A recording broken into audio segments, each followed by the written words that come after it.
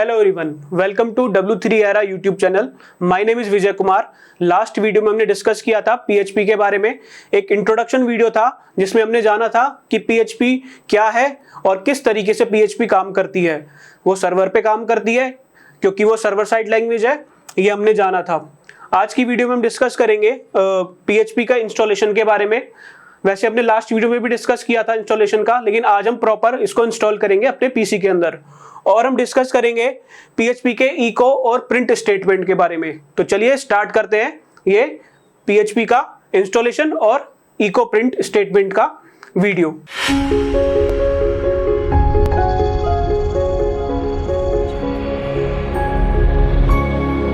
आज का हमारा पहला प्रोसेस है कि PHP को हम अपने सिस्टम के अंदर इंस्टॉल करें।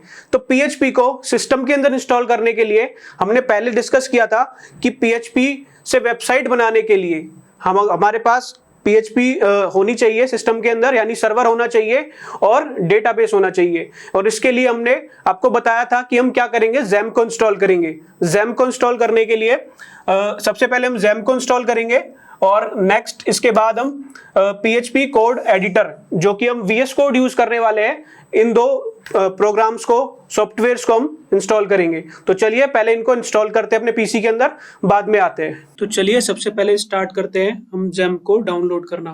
तो XAMPP को डाउनलोड करने के लिए गूगल पर जाएंगे और गूगल पर टाइप करेंगे हमारी वो URL जिसका नाम है apachefriends.org।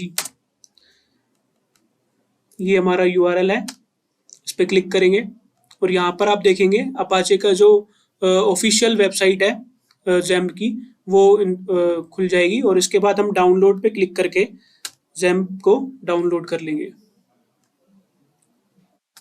XAMPP for Windows. जब तक XAMPP डाउनलोड होता है तब तक हम VS कोड को डाउनलोड कर लेते हैं। तो अभी हम डाउनलोड करेंगे VS कोड को। तो गूगल पर जाकर हम टाइप करेंगे VS कोड और एंटर क्लिक करेंगे। इसके बाद यहाँ पर ये जो फर्स्ट वेबसाइट आएगी VS कोड की, इस पर जाएंगे और इस पर जाने के बाद यहाँ से हम VS कोड को डाउनलोड कर लेंगे अपने सिस्टम के अंदर।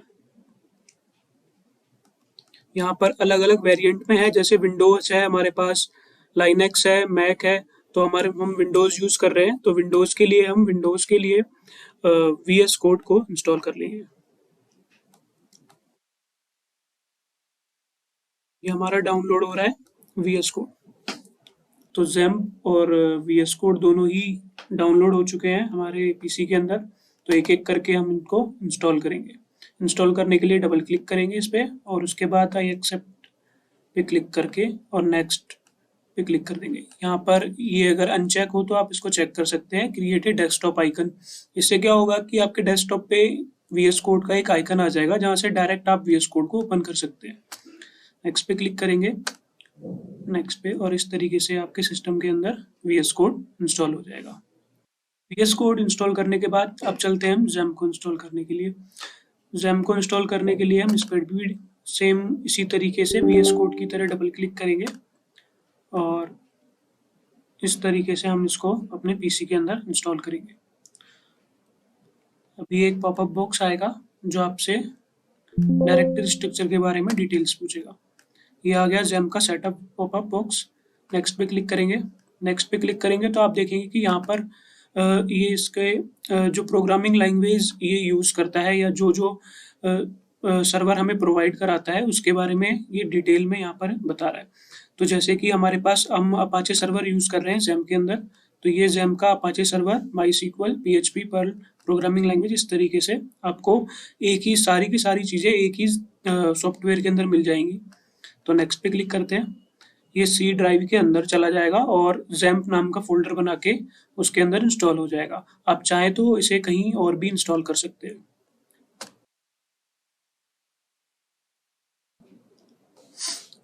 XAMPP हमारा इंस्टॉल हो चुका है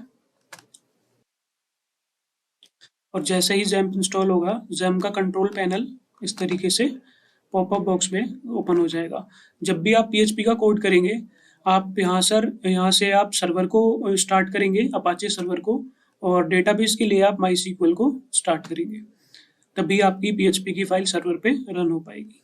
चलते हैं एक बार XAMPP के डायरेक्टरी स्ट्रक्चर को समझने के लिए। हमने XAMPP को पीसी के अंदर सी ड्राइव के अंदर XAMPP नाम का फोल्डर बनाया था और वहां पर हमने इसको इंस्टॉल किया था। तो ये है XAMPP का डायरेक्टरी स्ट्रक्चर।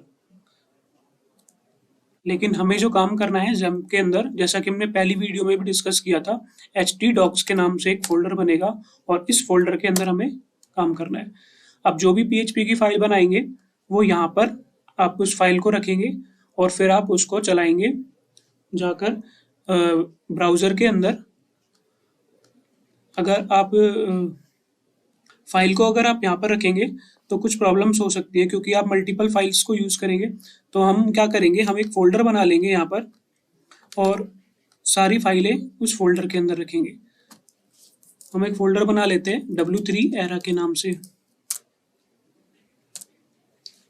और यहाँ पर हम फाइल बनाएंगे, जो भी फाइल बनाएंगे PHP की वो हम यहाँ पर रखेंगे। अब चलते हैं हम VS कोड के अंदर। तो ये है हमारा VS कोड। यहाँ पर हम अपने फोल्डर को ओपन करेंगे जो हमने अभी क्रिएट किया है। तो Ctrl K और O प्रेस करके हम फोल्डर को ओपन कर सकते हैं। जाएंगे अपनी सी ड्राइव के अंदर और सी ड्राइव से हम जाएंगे XAMPP के अंदर और XAMPP के अंदर हमने फोल्डर बनाया था htdocs के अंदर। फोल्डर का नाम था W3 era। तो ये हमारा W3 era फोल्डर है और इसको हम सेलेक्ट करेंगे। तो VS कोड पर हमारा फोल्डर ये ओपन हो चुका है। अभी ये खाली है क्योंकि हमने इसके अंदर कोई फाइल नहीं बनाई है। तो हम क्रिएट करते हैं इसके अंदर एक फाइल। फाइल का नाम रखते हैं first.php और ये हमारी पहली PHP की फाइल होगी। हम पहले भी डिस्कस कर चुके हैं, PHP की फाइल में जब भी हम कोड को रन करेंगे तो सबसे पहले PHP टैग से हम ओपन करेंगे और PHP टैग को ही हम क्लोज करेंगे।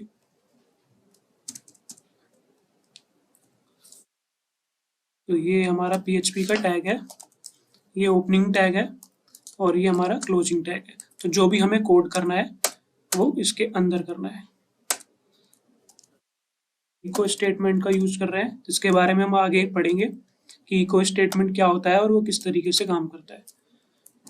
W3 era PHP क्लास, ये फाइल को हमने सेव किया और इस फाइल का आउटपुट देखने के लिए हम चलते हैं अपने क्रोम ब्राउजर पर। तो ब्राउजर पर आकर हमने ऑलरेडी XAMPP कंट्रोलर को XAMPP कंट्रोलर के अंदर सर्वर को और MySQL को ऑन कर दिया है। तो हम क्या करना होगा, अब हम URL के अंदर सीधा लोकल होस्ट / अपने फोल्डर का नाम एंटर करेंगे तो हमारा फोल्डर ओपन हो जाएगा। हमारे फोल्डर के अंदर एक फाइल है first.php के नाम से, तो इस पर क्लिक करेंगे तो ये हमारा फर्स्ट प्रोग्राम जो हमने इको स्टेटमेंट के अंदर लिखा था W3 era PHP क्लास, वो आपको आउटपुट दिख जाएगा। आप चाहें तो डायरेक्ट URL में localhost /w3 era /first.php भी टाइप करके भी आप प्रोग्राम को रन कर सकते हैं। अब अपने सिस्टम के अंदर XAMPP को इंस्टॉल करने के बाद और VS कोड को इंस्टॉल करने के बाद आप PHP का कोड, PHP की कोई भी फाइल बनाकर उसमें कोड करके आप उसको रन कर सकते हैं। अब चलते हैं आज के हमारे नेक्स्ट टॉपिक के अंदर। आज का हमारा नेक्स्ट टॉपिक है इको स्टेटमेंट ऑफ PHP, यानी इको स्टेटमेंट क्या होता है। आपने अभी देखा वीडियो के अंदर कि हमने इको के अंदर W3 era YouTube प्रिंट कराया था, जिसका आउटपुट हमें दिखा था ब्राउजर के अंदर। आखिर ये इको है क्या? हमने अगर हमने JS पढ़ी है तो हमने JS के अंदर समझा है कि अगर JS के अंदर हमें आउटपुट चाहिए तो हम क्या करते हैं, डॉक्यूमेंट डॉट राइट के अंदर लिखते हैं या फिर document dot gate element by ID के अंदर लिखते हैं या फिर हम अलर्ट के अंदर या कंसोल डॉट लॉग में लिखते हैं। तो ये 4 तरीके होते हैं जावास्क्रिप्ट का आउटपुट लेने के लिए। इसी तरीके से PHP का आउटपुट लेने के लिए इको स्टेटमेंट को यूज किया जाता है।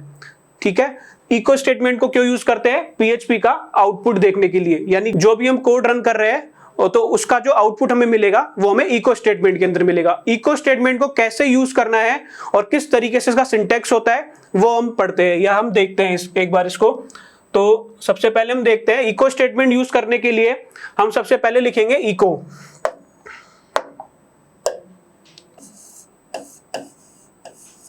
ठीक है, इको लिखने के बाद एक स्पेस के बाद हम जो भी प्रिंट कराना चाहते हैं, अगर वो स्ट्रिंग है तो हम उसको डबल कोट्स के अंदर या फिर सिंगल कोट्स के अंदर, स्ट्रिंग क्या है इसके बारे में भी हम डिस्कस करेंगे नेक्स्ट वीडियोस में। तो सबसे पहले हमने जैसे लिखा W3 एरा और ये हमारा सेमीकोलन। पीएचपी का एक रूल है कि पीएचपी का कोई भी स्टेटमेंट कंप्लीट होने के बाद हम सेमीकोलन का यूज जरूर करेंगे। अगर हम सेमीकोलन का यूज नहीं करेंगे तो हमारे कोड के अंदर एरर आ जाएगी। यानी पीएचपी का जब स्टेटमेंट कंप्लीट होता है कोई भी, तो अगर सेमीकोलन यूज नहीं होगा तो पीएचपी उसको रन नहीं करती है। तो अगर हम इको के अंदर W3 एरा स्ट्रिंग के अंदर पास करेंगे, यानी डबल कोट्स या फिर सिंगल कोट्स के अंदर पास करेंगे, तो ये हमें आउटपुट देगा एज इट इज ब्राउजर के अंदर। तो इसीलिए इको क्या है, इको एक स्टेटमेंट है पीएचपी का जो कि हमें पीएचपी के कोड को आउटपुट करने के लिए काम में यूज में लिया जाता है। ठीक है, अब इको स्टेटमेंट को हम कैसे कैसे यूज कर सकते हैं, ये तो है एज ए स्ट्रिंग के लिए। अगर मान लो कोई नंबर को प्रिंट कराना हो तो हम कैसे प्रिंट कराएंगे, इको और 5, मान लो 5 प्रिंट करना है मुझे, तो ये आ जाएगा इको और 5। अगर हम 5 के दोनों तरफ सिंगल स्ट्रिंग या डबल स्ट्रिंग का यूज कर लेंगे तो भी 5 आएगा, बट डिफरेंस क्या होगा, ये एज ए स्ट्रिंग प्रिंट होगा। अगर हम डबल कोट्स यूज नहीं करेंगे तो वो एज ए नंबर प्रिंट होगा। तो ये स्ट्रिंग क्या है, ये नंबर क्या है, इसके बारे में हम नेक्स्ट आगे की वीडियोस में देखेंगे कि क्या होती है पीएचपी की स्ट्रिंग और पीएचपी के नंबर्स। एक और अपन स्टेटमेंट देखते हैं इको का, इको को और कैसे यूज करते हैं। जैसे एक लिया मैंने इको, और इको के अंदर 2 स्ट्रिंग को हमने यूज किया। जैसे सबसे पहले हमने एक स्ट्रिंग के अंदर लिया W3, ठीक है, और नेक्स्ट स्ट्रिंग के अंदर हमने लिया एरा।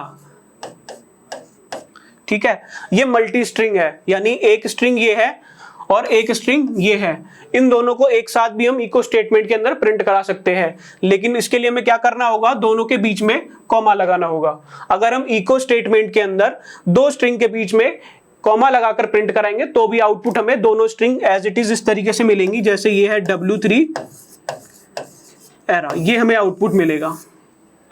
ठीक है, क्लियर है आपको कि अगर इको स्टेटमेंट सिंगल स्ट्रिंग के लिए भी यूज होता है, नंबर्स के लिए भी यूज होता है और मल्टी स्ट्रिंग के लिए भी यूज होता है।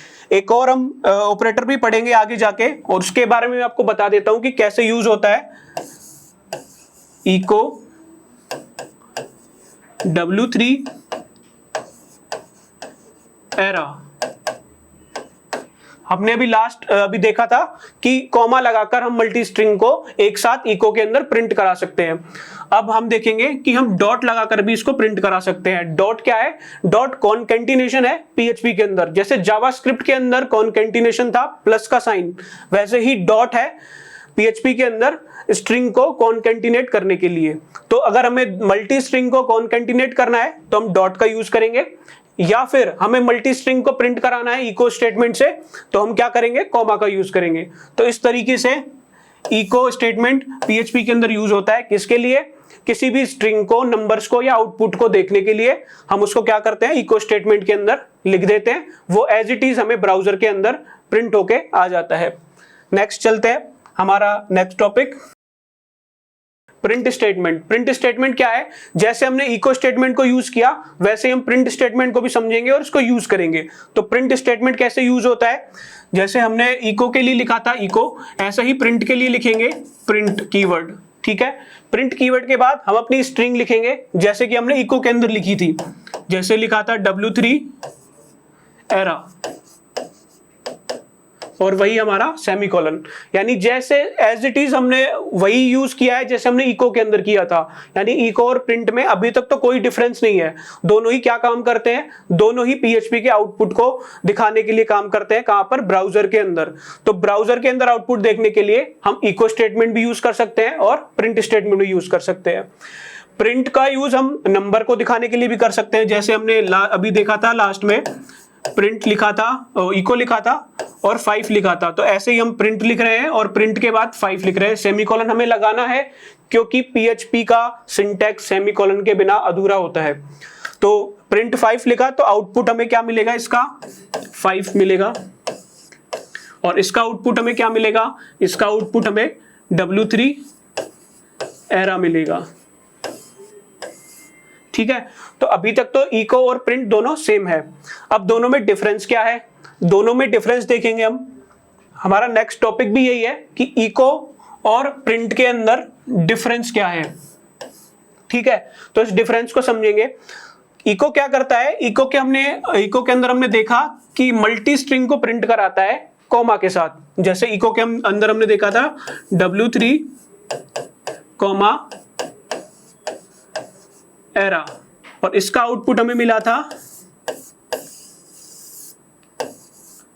W3 era. लेकिन इसका यूज हम प्रिंट स्टेटमेंट में नहीं कर सकते हैं। अगर हम प्रिंट के अंदर ये यूज करेंगे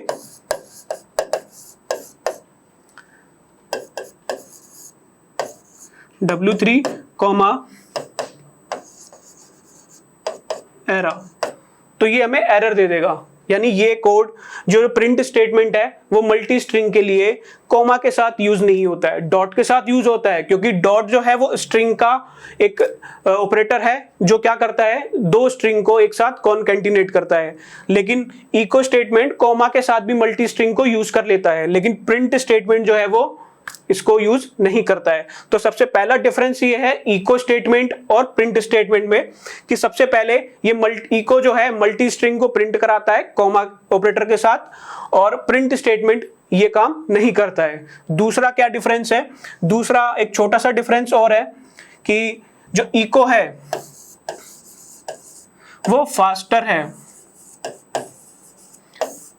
किससे, प्रिंट से। यानी अगर हम कोई भी कोड या कोई भी आउटपुट हम इको से प्रिंट कराते हैं, यानी इको के अंदर हम उसको देते हैं, तो वो थोड़ा सा फास्ट होता है, और प्रिंट के अंदर वो थोड़ा स्लो हो जाता है।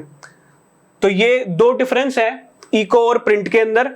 इको मल्टी स्ट्रिंग को यूज करता है कॉमा के साथ, प्रिंट मल्टी स्ट्रिंग को यूज नहीं करता है कॉमा के साथ। और दूसरा, इको जो है फास्टर है और प्रिंट थोड़ा स्लो है उसके अकॉर्डिंग, इसलिए मोस्ट ऑफ डेवलपर क्या यूज करते हैं, इको स्टेटमेंट को यूज करते हैं। आगे चलते हैं। तो आज हमने पढ़ा, सबसे पहले हमने इंस्टॉल किया था हमारे सिस्टम के अंदर XAMPP को, क्योंकि हमें PHP चाहिए था, सिस्टम के अंदर सर्वर चाहिए था, तो हमने XAMPP को इंस्टॉल किया। उसके बाद नेक्स्ट हमने क्या किया, इको स्टेटमेंट के बारे में पढ़ा था कि इको स्टेटमेंट क्या होता है और किस तरीके से इसको हम यूज करते हैं। दूसरा, प्रिंट स्टेटमेंट के बारे में पढ़ा कि प्रिंट स्टेटमेंट क्या होता है और प्रिंट स्टेटमेंट इको स्टेटमेंट से कैसे अलग है, यानी दोनों के बीच में हमने क्या पढ़ा, डिफरेंस पढ़ा। तो आज की वीडियो में इतना ही। इसी तरीके की और वीडियोस को देखने के लिए प्लीज लाइक, शेयर और सब्सक्राइब करें W3 एरा यूट्यूब चैनल को। Thank you.